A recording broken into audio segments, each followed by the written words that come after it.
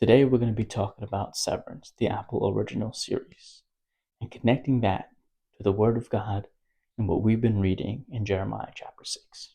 Hello, my name is Mark S., and I have, of my own free accord, elected to undergo the procedure known as severance.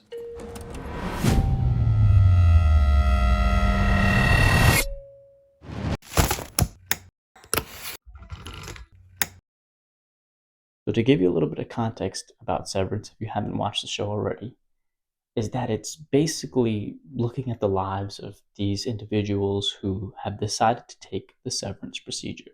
The severance procedure is a procedure that the citizens can take to remove the ability to distinguish between their work life and their personal life. So if when they go to work, their mind changes and they have no memory of their outside life, no memory of what it is or what brought them here. They just know once they get to work that they're here to work. And the Audi is similar. They don't have any recollection or memory of what went on at work that day. All they know is that they have to go to work, and then when work is over, it's like a dream, and they can return back into their normal lives and they go about their day. And I want to focus and dive into how these two different distinctions between the innie and the outie relate to what we've been talking about in Jeremiah. Let me get my Bible. In Jeremiah chapter 6, verse 6, it says this: "For thus says the Lord of hosts, cut down her trees, cast up a siege mound against Jerusalem." Now this is the Lord almost talking to Babylon. Babylon is the nation that's going to deliver Jerusalem into exile. They're the enemy. But the Lord is almost instructing them, the enemy, to cut down Jerusalem's trees. Now, if you remember, if you've been following, Jerusalem is going into exile because of their disobedience. And now he's instructing the enemy of Jerusalem to remove their trees, to remove the thing that they depend on for food, to remove the thing that sustains them in this land. And while Babylon is going to deliver Jerusalem into exile, they're given this specific instruction to make sure that the land is desolate, to make sure that those trees are cut down. See, the thing about Jeremiah 6 is God is preparing to remove Jerusalem. And I wonder if in your life God is preparing to remove something or has already removed something in your life. Now, I don't want us to get so discouraged by this message, because I do have a message of hope when it comes to God removing things. See, God only removes things in our life to replace them with something better. And there's a reason why he's going to remove some things in our life. And there's going to be context behind why he's removing things in our life. Let's go back to severance for a second. The people who took the severance procedure to make that distinction, they took that procedure for different reasons. One of the characters took the procedure because they were dealing with grief. Sometimes God removes things in our life that cause us grief. God will remove the grief itself to replace it with joy. That's one example.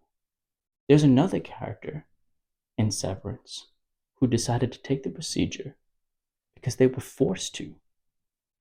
Now, there are going to be some times in our life where we're disobedient, similar to Jerusalem in Jeremiah chapter 6.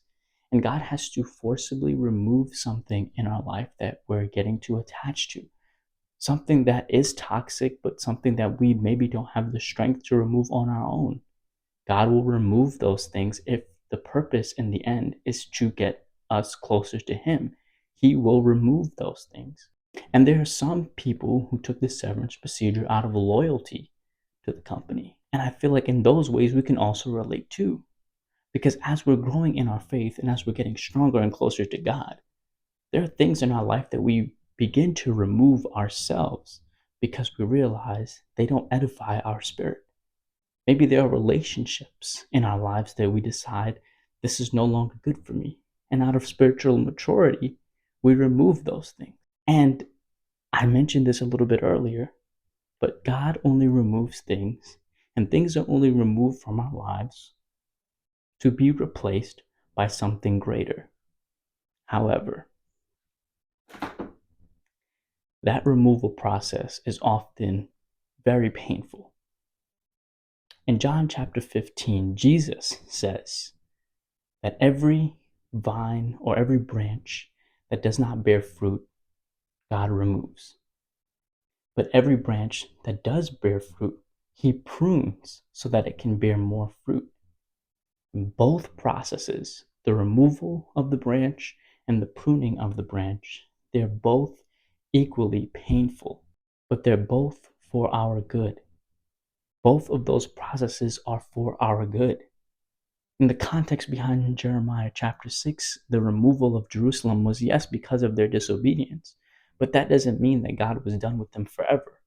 He was going to remove them for 70 years in exile, only to restore them and bring them back. Because God wants to bring you closer to Him. He wants you to accomplish the purpose that He has for your life. But there are things in our life right now in this season that we've been holding on to a little bit too long. And God is removing those things so that we can get closer to Him, so that we can move closer to the purpose in our life. So that is a little bit about the outie in Jeremiah 6. And I want to juxtapose it to the innie's life. See, the innie is the one who goes to work. And some people see work as their purpose. The people in Severance definitely do see their work as their purpose. They took this procedure and it kind of is their whole life. And I want to use the context of a different Bible story that also talks about trees. Bear with me as I go get my Bible.